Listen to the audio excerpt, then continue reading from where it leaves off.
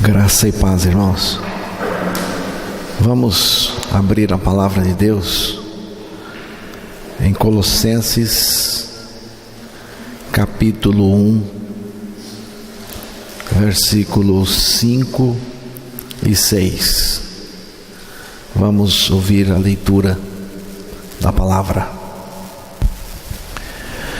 Por causa da esperança que vos está reservada nos céus, da qual já antes ouvistes pela palavra da verdade do Evangelho, que já chegou a vós, como também está em todo o mundo, e já vai frutificando, como também entre vós, desde o dia em que ouvistes e conhecestes a graça de Deus em verdade.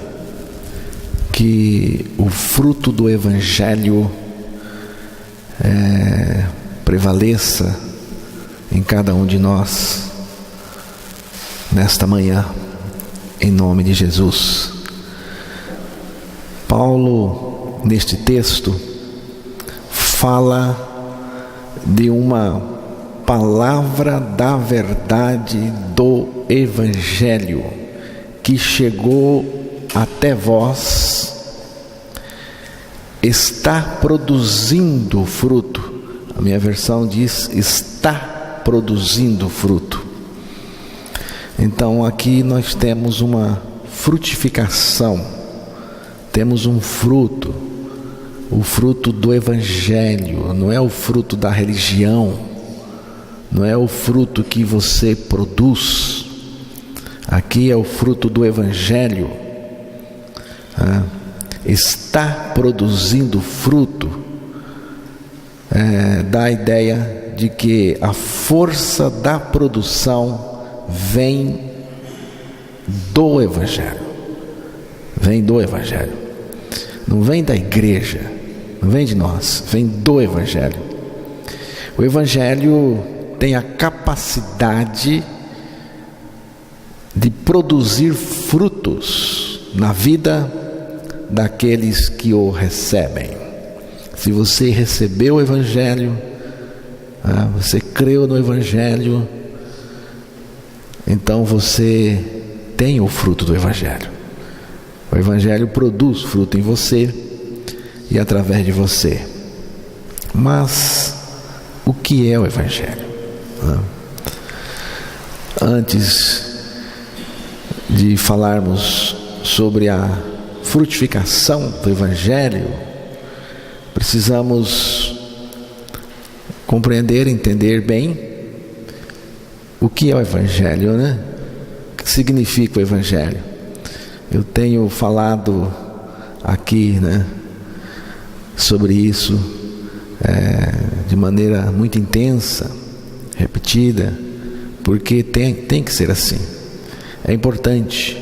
O que é o Evangelho, Então, em a primeira carta de Paulo aos Coríntios, capítulo 15, eu gosto bastante aí da definição que o apóstolo Paulo nos dá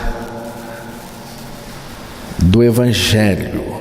Vamos ouvir de 1 a 4. Também vos notifico, irmãos, o Evangelho que já vos tenho anunciado, o qual também recebestes e no qual também permaneceis, pelo qual também sois salvos se retiverdes, tal como vô-lo tenho anunciado, se não é que crestes em vão. Porque primeiramente vos entreguei o que também recebi, que Cristo morreu por nossos pecados segundo as Escrituras, e que foi sepultado e que ressuscitou ao terceiro dia segundo as Escrituras. Paulo diz aqui: também vos notifico, irmãos, o Evangelho que já vos tenho anunciado. Paulo está dizendo: eu não tenho nada novo para vocês, embora o Evangelho é algo novo sempre para nós. O Evangelho é o novo de Deus, é o novo que não envelhece nunca. Mas aqui Paulo está dizendo algo importante, irmãos, algo a respeito do anúncio, da pregação. Ele está dizendo: eu não venho aqui com novidades, eu estou aqui pregando o Evangelho, o mesmo Evangelho que já preguei para vocês, o qual também recebestes e no qual também permaneceis. Paulo pregou o Evangelho, ele repetiu a mensagem, e ele então fala aqui que temos que permanecer, temos que continuar no Evangelho. No verso 2 ele diz: pelo qual também sois salvos, se o retiverdes, tal como vô-lo tenho anunciado. Se você ainda não está salvo, não é salvo, é porque você não creu no Evangelho. Você não creu no Evangelho tal qual ele é.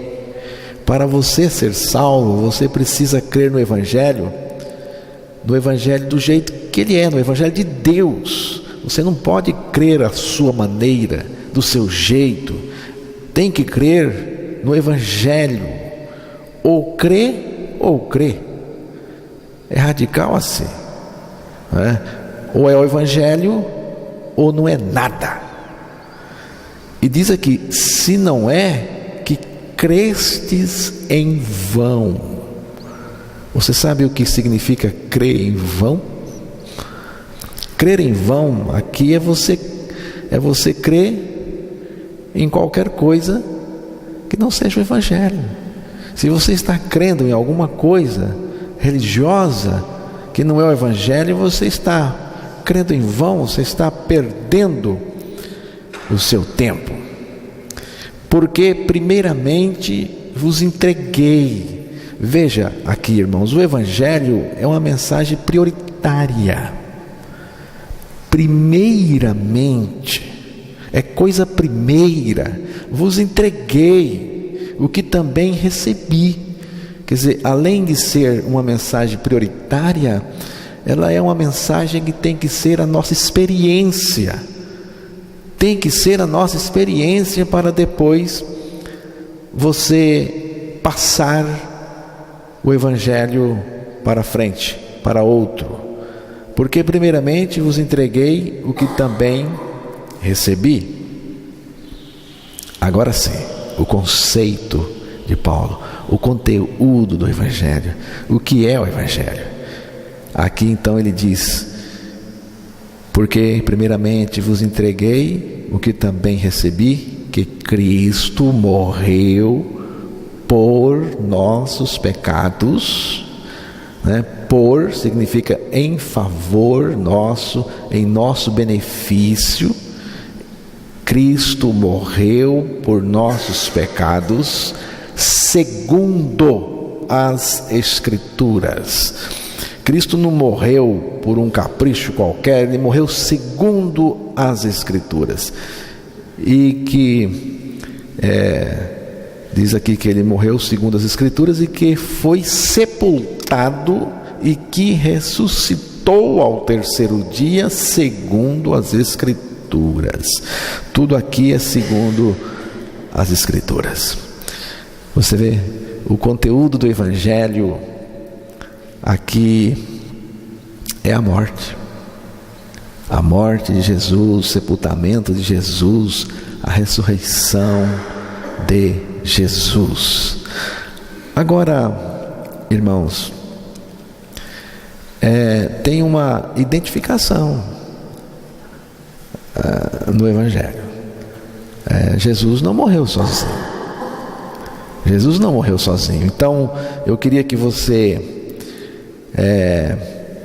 fosse lá para Romanos 6, 8, Romanos capítulo 6, o verso 8, porque se o Evangelho passa necessariamente pela morte, sepultamento e ressurreição de Cristo, então você vai ver aí que nós também estamos envolvidos no Evangelho.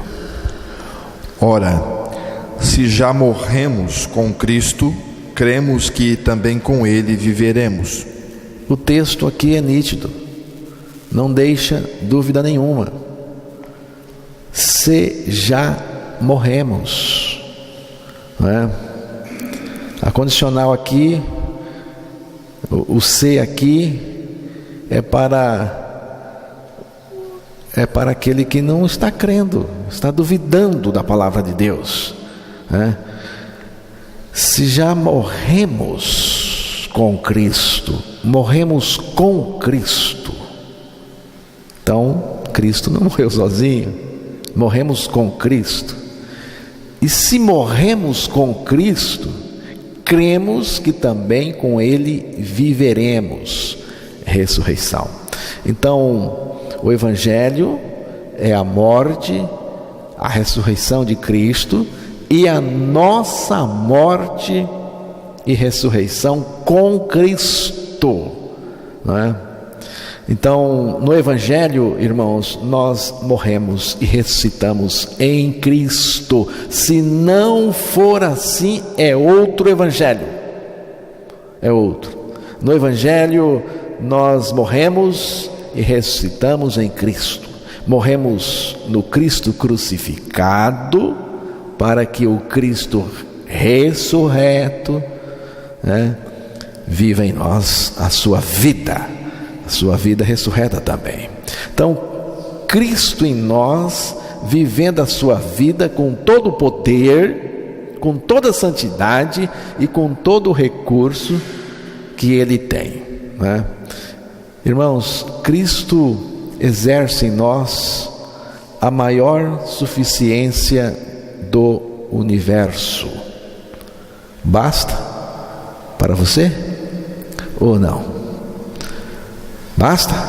Porque Cristo, Ele manifesta em nós todo o recurso que Ele tem, né? E Jesus tem todo o recurso, né? Então, o texto diz: já estou crucificado com Cristo e não vivo mais, mas Cristo vive em mim. Irmãos, aqui está a maior libertação que alguém pode experimentar. A maior libertação, viu? Que libertação? A libertação de si mesmo, né? Precisamos ser libertos de nós mesmos. A libertação de nós mesmos. Somos libertos, irmãos, de nós mesmos para Cristo viver em nós. O ser humano precisa de ser liberto de si mesmo. Um estudioso famoso, um estudioso do comportamento humano, depois de observar bem o ser humano, ele disse: o homem é um enigma para si mesmo. Está se tornando cada vez mais óbvio que o maior perigo para a humanidade não é a fome, nem micróbios, nem o câncer, mas o próprio homem. É uma realidade, irmãos. É uma realidade. Estamos assistindo os jogos da Copa do Mundo e acontece cada coisa, né? O que leva um jogador morder o outro, dar uma cotovelada no nariz do outro, um soco, né? O que é isso? né? Isso é coisa pequena, ainda, né? A palavra diz, irmãos, eu vou ler o texto aqui em Efésios 2, versículo 3, diz assim: começamos mal, trazendo de nascença uma natureza má dentro de nós. Estávamos debaixo da ira de Deus, tal como todos os demais. Estou lendo aqui naquela versão, o Novo Testamento. O mais importante é o amor. Irmãos, de acordo com a palavra de Deus, com o texto que eu li, o ser humano é portador de uma ruindade muito grande. O ser humano, em seu estado pecaminoso, é potencialmente perigoso para si mesmo, para os seus iguais e para todo o ambiente. A maior encrenca do ser humano é o próprio ser humano no seu estado pecaminoso. O homem é mau por natureza, né? Ele é mau por natureza. A natureza do homem é má, diz a palavra, perversa, pecadora e perigosíssima. O ser humano precisa ser salvo de si mesmo. Irmãos, se coloca muita culpa no diabo por causa do pecado das pessoas, né? O pecado que a pessoa comete o tempo todo. Mas se a encrenca do ser humano é o diabo, pois nesse caso bastaria Deus destruir o diabo e pronto. Você não acha? Se a encrenca da vida das pessoas fosse o diabo apenas, então bastaria Deus eliminar o diabo, e para Deus fácil eliminar o diabo, então estaria resolvida a questão, né? Mas não é assim. Também o ser humano não precisa ser salvo do inferno, porque o inferno é uma consequência do estado pecaminoso interior do homem, né? O ser humano, irmãos, precisa ser salvo de si mesmo. Sendo salvo de si mesmo, veja só o que acontece. Sendo salvo de si mesmo, se livra do diabo, se livra do pecado, se livra do inferno. Então temos que ser livres de nós mesmos. Basta crer em Cristo, irmãos. Basta crer na palavra. Você viu? Já estou crucificado com Cristo. Vivo não mais eu, estou livre de mim. É assim que Deus nos livra. E Cristo vem viver a sua vida maravilhosa em nós. Não mais eu, mas Cristo vive em mim. Cristo em nós, vivendo a sua vida, é o caminho traçado por Deus para cada um de nós. Cristo vivendo em nós é o caminho. Cristo vivendo em mim é o caminho traçado por Deus para cada um de nós, né?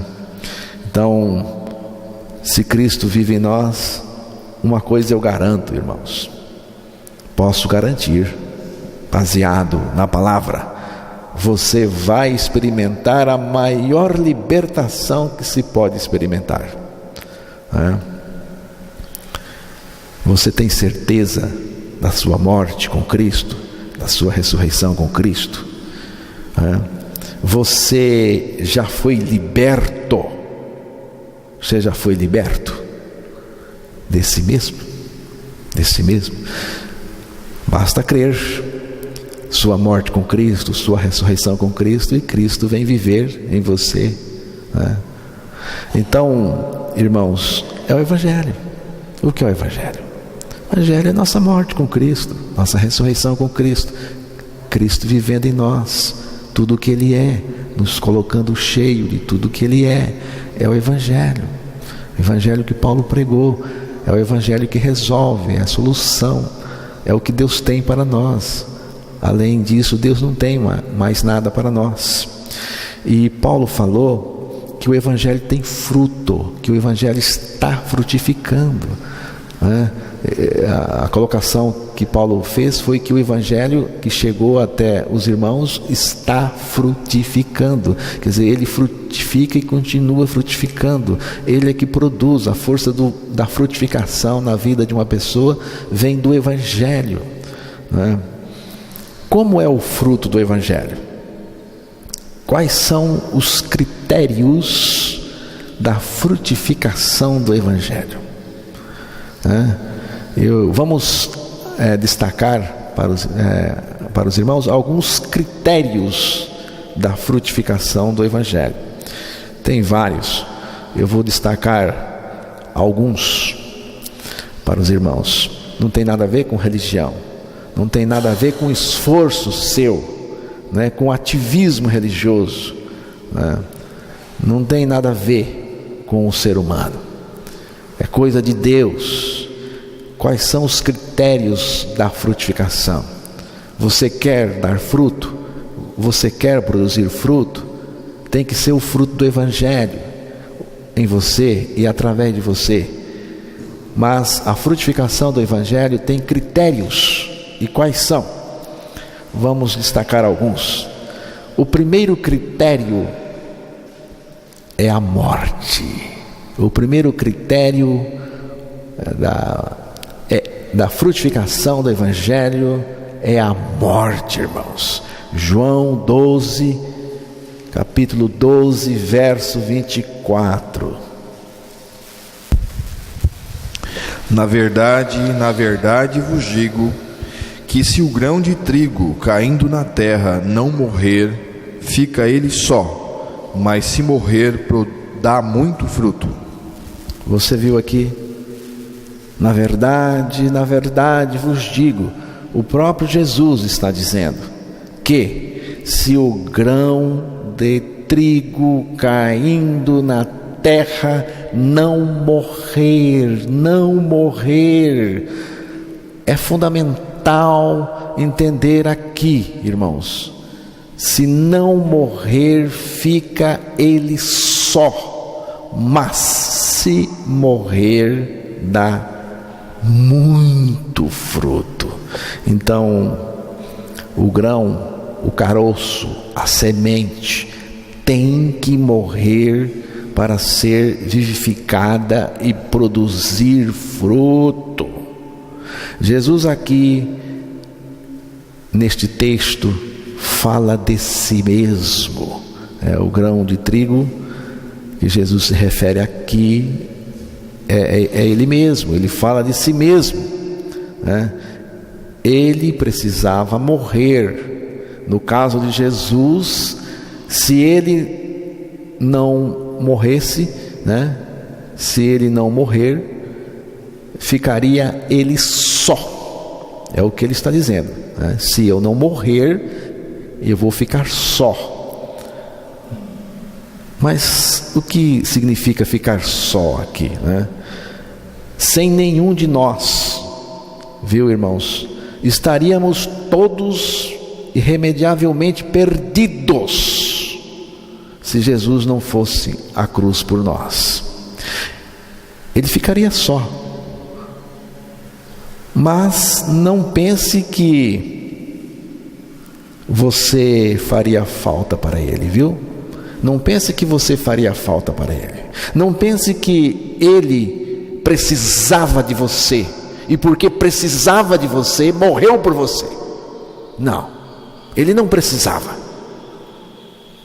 Nós é que precisamos dele. Nós é que temos falta dele. E porque nós precisamos dele, e porque nós temos falta dele, ele veio por causa do seu amor, da sua graça, da sua misericórdia. Ele veio para satisfazer essa necessidade que nós temos dele, da pessoa dele, irmãos.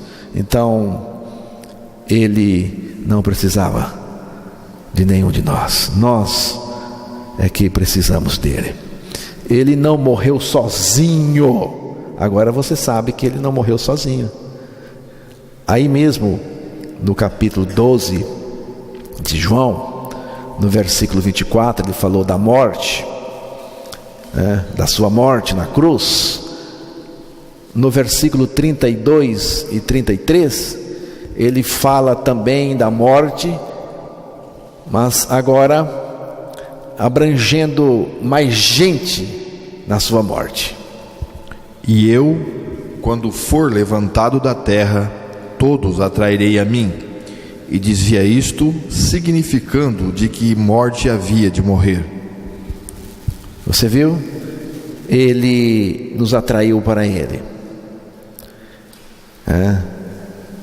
Ele morreu, nós morremos também.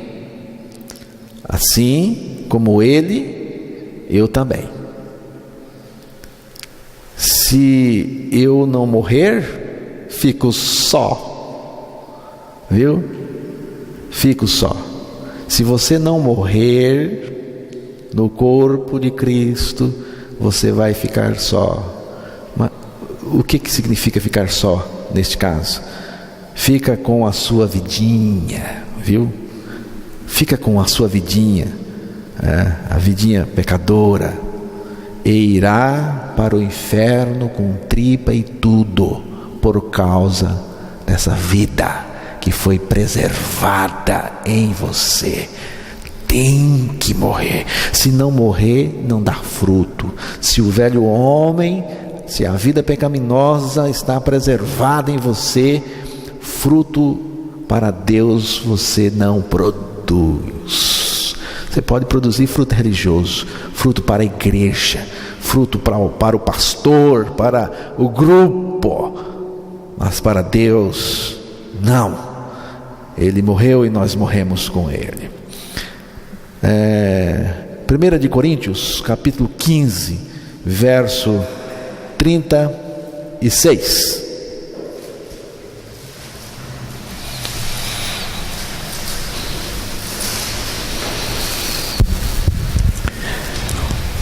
Insensato, o que tu semeias não é vivificado se primeiro não morrer.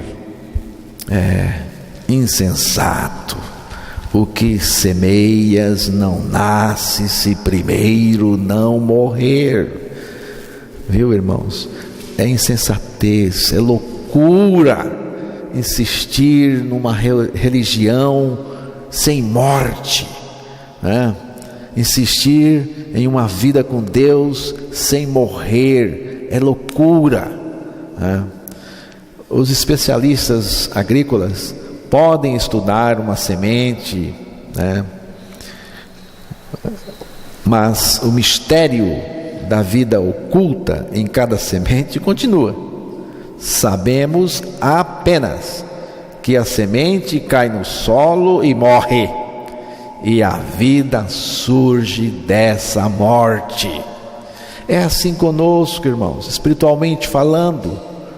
Assim como a semente que cai na terra precisa morrer para renascer, nós também fomos semeados no corpo de Cristo na cruz para morrermos com Ele, a fim de renascermos com a sua vida em nós.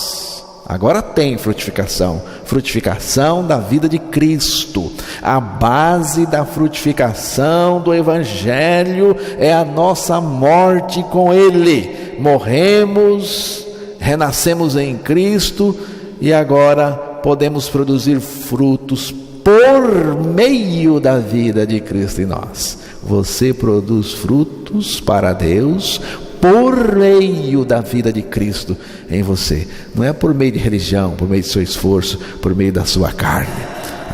Tem que morrer. Então, o primeiro critério, o primeiro princípio em que a frutificação do Evangelho está baseada é a morte. Tem que morrer.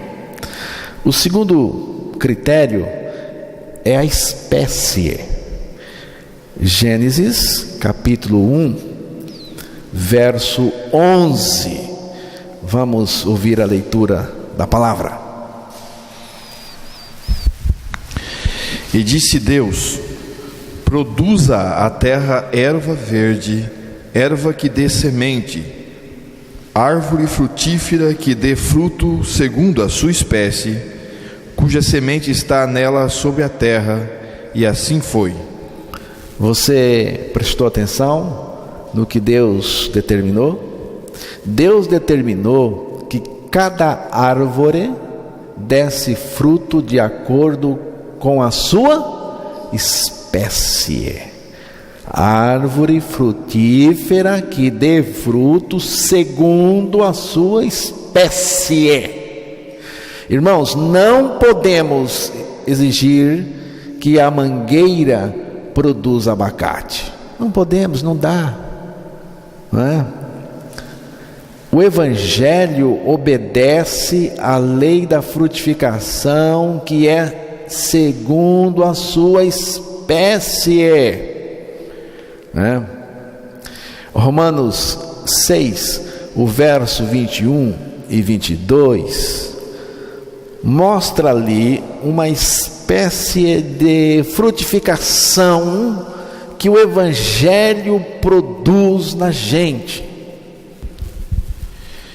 E que fruto tinhais então das coisas que agora vos envergonhais?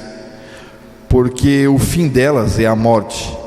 Mas agora, libertados do pecado e feitos servos de Deus, tendes o vosso fruto para a santificação e por fim a vida eterna. Você vê que fruto tinhais antes de morrer com Cristo, ressuscitar com Cristo, antes de nascer de novo. Que fruto tinhais? Fruto nenhum para Deus. Pode ter obras. Obras não são frutos. O cara pode ter muitas obras aí humanamente falando, obras maravilhosas, mas frutos para Deus não. Então aqui diz: que fruto tinhas então das coisas de que agora vos envergonhais? Porque o fim delas é a morte. Preste atenção, irmãos, veja que coisa maravilhosa. Mas agora, libertados do pecado, aqui diz que fomos libertos do pecado. Você crê que foi liberto do pecado? Você crê ou não crê? Aqui diz: mas agora. Esse agora já existe para você?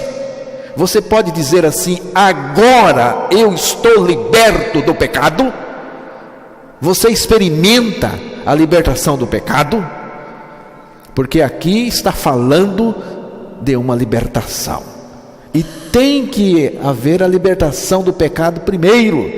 Libertos do pecado e feitos servos de Deus, tendes o vosso fruto para santificação.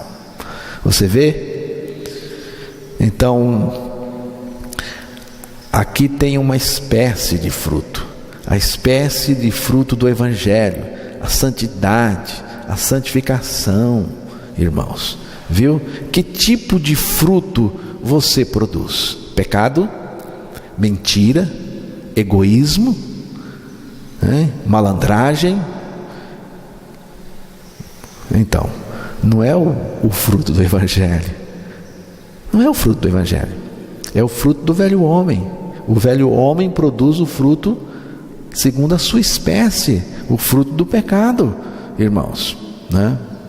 Porque tem gente que não produz fruto para Deus. Não é santa, né? Não tem santidade, essa santidade não existe na vida dela, não produz fruto para Deus. Por quê? Até gostaria de produzir, mas não pode. Por quê? Porque não morreu, irmãos. Se não tem morte, não tem fruto. Se não tem morte, você não vai produzir o fruto do Evangelho, o fruto da espécie do Evangelho. Cada vida frutifica segundo a sua espécie, viu? Cada vida frutifica segundo a sua espécie. Se a vida que está em você é a vida de Cristo, o fruto que você está produzindo é o fruto segundo a espécie, a qualidade da vida de Cristo, segundo a natureza da vida de Cristo. Agora, se é a sua vida, você vai produzir o seu próprio fruto, tá? Então, cada vida frutifica segundo a sua espécie. Se for vida pecaminosa, frutificará pecado, lógico. Se for a vida de Cristo em nós, frutificará para a santidade, como o texto nos falou. Agora, irmãos, para produzir segundo a espécie do Evangelho, tem que morrer. A morte está na base. Na vida espiritual, primeiro nós morremos em Cristo na cruz, a fim de recebermos a vida nova de Cristo em nós. É o fruto que o Evangelho produz em cada um de nós que cremos no Evangelho. Tem um outro critério, que é o terreno, né? Mateus 13, verso 8, temos aí um terceiro critério, que é o terreno. Vamos ouvir aí o que Jesus nos diz a respeito. E a outra caiu em boa terra e deu fruto, um a 100, outro a 60 e outro a 30. Você viu que Jesus falou que ele está falando da semente, e outra é semente. Caiu em boa terra. Veja, Jesus aqui disse boa terra e deu fruto. Ele fala do fruto. Um a 100, outro a 60 e outro a 30. Houve uma frutificação, né? Agora, irmãos, Jesus falou de 4 tipos de terrenos. A beira do caminho é um tipo de terreno, né?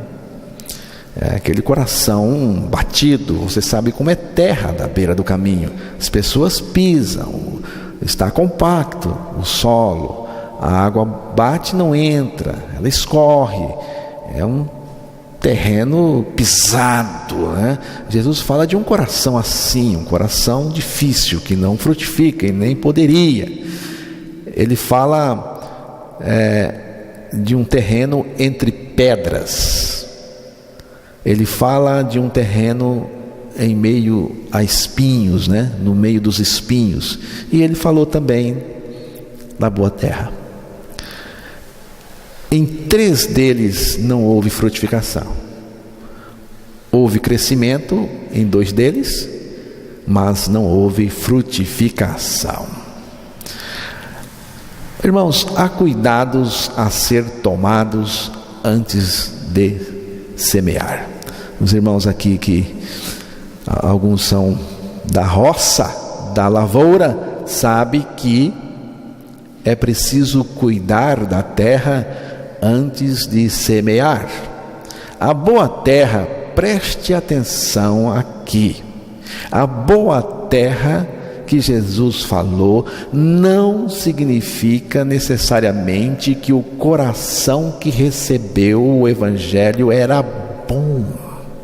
Boa terra aqui não significa que o coração que recebeu a palavra era um coração bom, porque nenhum coração humano é bom. A palavra do Senhor diz que é enganoso, é corrupto o coração do homem. Coração no sentido de natureza, é perverso o coração do homem, né? Então não significa que Jesus está dizendo de um coração bom.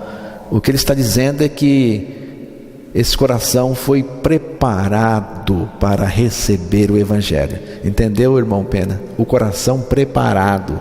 Quem prepara o coração é a graça maravilhosa de Deus. A graça precisa chegar em você antes. Ela mexe com você, ela trabalha o seu coração. O Espírito de Deus trabalha, né, com o coração do homem. E esse coração trabalhado pela graça de Deus, mexido pela graça de Deus, é o coração que vai receber o Evangelho da graça também, e pela graça, e é tudo pela graça e de graça, para receber o Evangelho.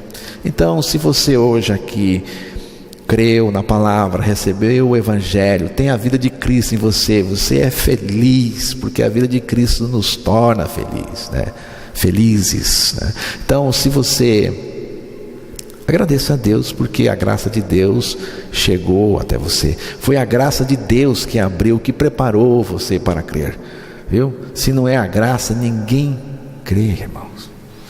Coisa maravilhosa. Eu agradeço todos os dias o privilégio de Deus ter tratado comigo, ter falado ao meu coração, ter preparado o meu coração para receber a mensagem do Evangelho, receber e crer, né? Então Deus faz a obra. O Espírito da graça de Deus trabalha nosso coração para recebermos a palavra de Deus. O terceiro critério é a poda. João 15, verso 2.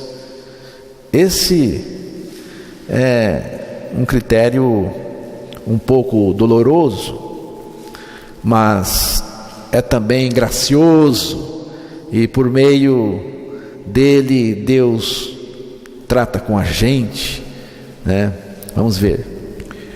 Toda vara em mim que não dá fruto, atira, e limpa toda aquela que dá fruto, para que dê mais fruto. Toda vara em mim que não dá fruto, atira. Ele não poda, não é poda, ele tira, não é poda, ele corta fora e limpa. Esse limpar aqui é a poda.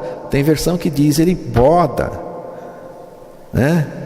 E limpa toda aquela que dá fruto. Você vê, você já está dando fruto, aqui já está salvo, já tem a morte com Cristo, porque já está dando fruto. É um coração que já foi trabalhado pela graça, que já foi mexido pela graça de Deus, e você ouviu o Evangelho, e você creu sua morte, creu sua ressurreição, Cristo vive em você, você está produzindo o fruto da espécie de Cristo, é o fruto da vida de Cristo em você. Então, agora você que já está produzindo fruto, Deus vem com a poda. E o objetivo, a finalidade da poda é para que dê mais fruto, para dar mais fruto ainda. Irmãos, quando tem fruto, o que acontece com esse ramo? Quando tem fruto, quando você é regenerado, nascido de novo, quando tem fruto, o que acontece com essa pessoa? O Pai, o maravilhoso Pai, é o próprio Pai, é Deus o Pai poda você, viu? O Pai poda para dar mais fruto. Todos os agricultores, né? Eles amam a lavoura, né? E então eles fazem o trabalho da poda, principalmente no que se refere aqui à parreira que Jesus está contando aqui no capítulo 15 de João, né? A vida cristã precisa de cuidados, irmãos. Sabe? A vida cristã precisa de cuidados. Mas não pense que é cuidado de pastor. Não pense que você precisa de um pastor ou de alguém a tiracolo de você para lhe cuidar. Você já viu no texto que é o Pai. É o Pai que vai cuidar de você. E você precisa de cuidados. E eu preciso de cuidados. Cuidados do Pai. E essa poda para mim é a diversidade, irmãos. Entra aqui. Eu não vou falar aqui muito da diversidade, fica para uma outra ocasião. Mas a diversidade é uma bênção de Deus na nossa vida. Deus usa a diversidade, o sofrimento, para tratar conosco, para tratar com você, para que você dê mais fruto ainda. Irmãos, você vê, não é uma questão de pecado. Crente pecador vê pecado em tudo. Crente pecador, ele lê um texto para justificar seus pecados. Então ele diz aqui que a poda é o pecado na vida da pessoa. Não é pecado. Você sabe que não é. Você sabe que Deus não está falando de pecado. Você viu que Deus está falando de fruto. Ele está podando você para que você dê mais fruto. Ele não está podando você para que você deixe o pecado. Deus não está tratando do pecado aqui com a poda. A poda é uma bênção de Deus na vida das pessoas, irmãos. Não é uma questão de pecado que está em jogo aqui, mas uma questão de frutificação cada vez maior. A poda ainda representa o sofrimento, representa um sofrimento muito grande ao galho. Não representa? A poda representa uma adversidade, um sofrimento, um desconforto ao galho, porque você vai com a tesoura e corta, você vai com a faca e corta. Então há um desconforto. Representa um sofrimento ao galho, a vara, mas não é uma punição. Não é uma punição. Deus não está castigando ninguém, pelo contrário, irmãos. Ao invés de enfraquecimento, vai gerar fortalecimento da vara do galho, Não causa prejuízo à vara, mas aumenta a produção da frutificação da vara, irmãos? Então quer dizer que a poda é uma coisa boa. A poda é extremamente necessária. Se o ramo estiver inteiramente ligado à videira, se não está, então não precisa da poda de Deus. Se você não está ligado à videira, se você não está grudado lá, representando aqui a nossa identificação com Cristo, irmãos, se você não tem a sua identificação com Cristo, se você não está conectado em Cristo, você não vai ser podado, você vai ser decepado. É o que você merece. Então, irmãos, a poda é uma coisa boa, porque se você não está ligado, mas apenas você dá a impressão que está, então você vai ser cortado e não podado, Você vai ser cortado inteiramente fora da videira, porque você está só na casca. Você tem religião, você tem aparência, mas não tem a vida de Cristo passando para você, Você não é verdadeiro, nesse caso você é um iludido, um hipócrita, você é um enganado, você pensa que tem, mas não tem nada, viu? A união do ramo à videira vai gerar uma fecundidade muito grande. Se você está unido a Cristo, então isso vai gerar em você uma fecundidade muito grande. Diz a palavra: e todo ramo que dá fruto, poda, para que produza mais fruto ainda. Você viu? E é o Pai que faz a poda. É o Pai. Não somos nós que fazemos. A poda é dele. Preste atenção no que eu vou dizer aqui.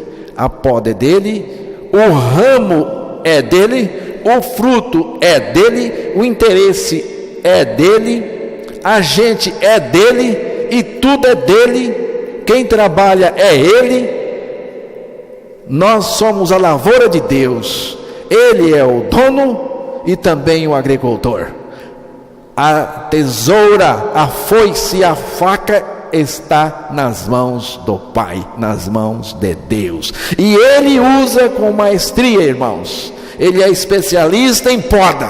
Ele sabe cortar o que é preciso cortar. Deus é que faz. Portanto, lhe peço, por favor, não atrapalhe o seu agir na sua vida. Viu, meu irmão? Não atrapalhe o agir de Deus, a poda de Deus na sua vida. Deixe Deus trabalhar em você. Mas está doendo, irmão. E daí, rapaz? E daí? Deixa doer. Deixa Deus trabalhar, né? Agora, mas eu não quero. Está doendo muito.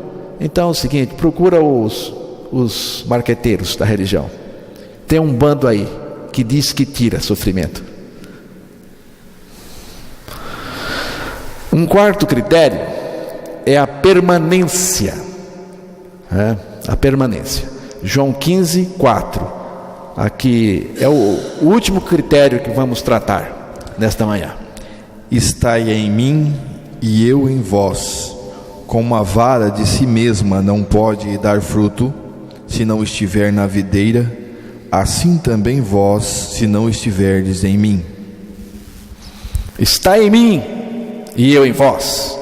Como a vara de si mesma não pode dar fruto, se não estiver na videira, assim também vós, se não estiverdes em mim. Coisa maravilhosa, irmãos. Estai em mim. O que significa o que Jesus está dizendo aqui? Estai em mim. A outra versão diz: permanecei em mim, e eu permanecerei em vós. O que significa estar em mim? O que significa permanecer em mim?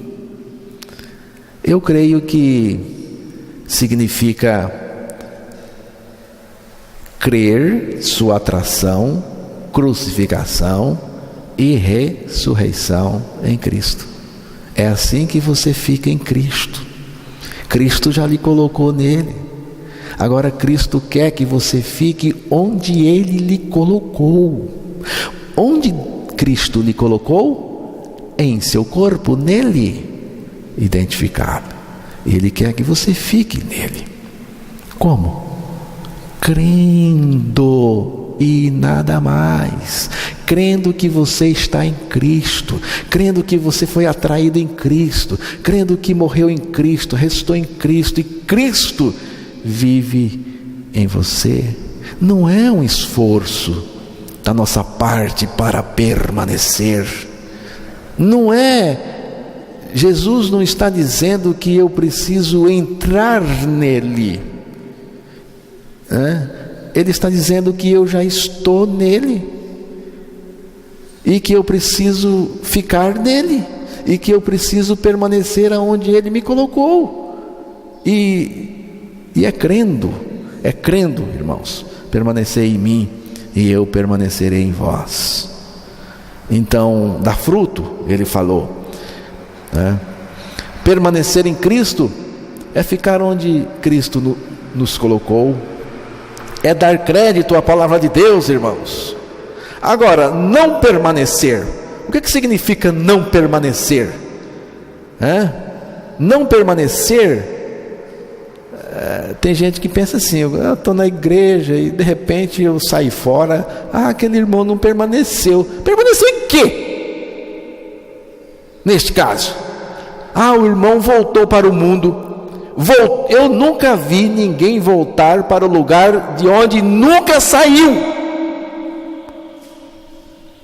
Então não voltou. O que acontece, irmãos, é que não permanecer é estar vinculado religiosamente, vivendo como membro de igreja, como membro de um sistema, como membro da sinagoga, né? É viver numa ambiência supostamente cristã, é estar vinculado a uma ideia, mas não está identificado, não está penetrado, não está inserido, não está colocado na videira, dentro da videira, não vai dar fruto nunca. Fruto para Deus, não. Neste caso, esse ramo vive de impressão, vive de engano, vive uma coisa artificial, superficial. A vida não passa para dentro dele. Você entende, irmãos? A vida de Cristo não passa. A seiva, a vida não chega a ele. Esse ramo, visto por fora, parece verde, mas dentro está seco, porque está sem vida, porque não tem a vida de Cristo se manifestando nele, né? Não há vida nele, irmãos. Segue um programinha. É aquele crente, é aquele camarada que segue um programinha de igreja. Sabe qual é o programinha de igreja? Leituras recomendadas, né? 3 capítulos no Velho Testamento, 2 capítulos no Novo Testamento, diariamente, né? 15 minutos insuportáveis de oração por dia. Não faltar nas reuniões, tem que se marcar ponto todo dia, ir lá marcar o ponto, né? Tem que dar o dízimo, frequentar escola dominical, levar a criançada, tem que aí ser líder de mocidade, de crianças e por aí vai, por aí segue. Mas secou, sem vida. Por quê, irmãos? Porque a vida de Cristo não está passando para ele. Porque a vida de Cristo não está passando para ele. Por que que a vida de Cristo não está manifestando nele e através dele?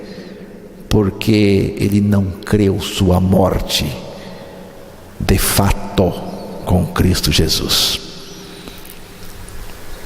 Agora, a responsabilidade de vocês desta igreja que eu digo pessoas, deste grupo, a responsabilidade de vocês é muito grande, viu? Porque vocês estão ouvindo o evangelho puro há 30 anos, que vocês estão ouvindo falar da morte com Cristo, que vocês morreram, viu? E tem gente ainda aqui que não morreu com Cristo, de fato. Então é o seguinte, a responsabilidade é grande, porque vocês estão ouvindo. Tem grupos por aí que eles não estão ouvindo essa mensagem, porque não tem quem pregue para eles. Porque se tivesse quem pregasse de maneira assim intensa, muitos deles iriam crer na palavra para ser salvos, viu? Agora vocês estão ouvindo. A cobrança de Deus, se é que tem, neste caso é muito maior, porque vocês estão ouvindo e ouvindo muito, e ouvindo de graça, porque a palavra do Senhor disse: de graça recebei, de graça dai. Não quero uma moeda para pagar a mensagem, não. Se for para me ajudar, se precisar, mas para pagar a mensagem, não quero. Então, irmãos, você vê a responsabilidade? É preciso morrer, é preciso crer que morreu com Cristo na cruz. Aí a porta se abre para passar a vida de Cristo para você, viu? A vida de Cristo vai se manifestar. Não mais eu, mas Cristo em mim. Está nisto o poder da frutificação do Evangelho, irmãos, né? Não morrendo, se você, aquele galho que não morreu com Cristo, se você não morreu com Cristo, Cristo não é a sua vida, o que você vai ser? Você vai ser a autonomia, né? Aquela vida autônoma. Eu faço, eu consigo, eu posso, tudo eu, e depois vai para o inferno com eu e com tudo que você faz. Você não tem a vida de Cristo. Você vive o seu igregismo. Igregismo é frequentar igreja sem ser regenerado. Você vive do seu jeito, você vive do seu modo. Você até fala, eu tenho a minha opinião nesse assunto, naquele assunto. Você até diz isso, eu vivo do meu jeito, ninguém tem nada a ver com a minha vida. É porque você não tem a vida de Cristo. Você está vivendo, é você mesmo. Quando Jesus diz em mim, Ele está falando da nossa união vital com Ele. E sem isso, irmãos, não podemos produzir fruto para Deus. Não podemos. Quando o ramo está na videira, né, a vida da videira passa perenemente para ele e se espalha pelo ramo inteiro. É o que acontece em Cristo conosco, irmãos. Isso é permanecer na videira. Sem essa permanência, não podemos produzir fruto. E quando pregamos o Evangelho, esse Evangelho poderoso de Deus vai fazer a obra no coração daqueles a quem Deus quiser fazer, porque tem isso também. Deus vai fazer a obra na vida daqueles que Ele quer fazer, tá? Ele é soberano.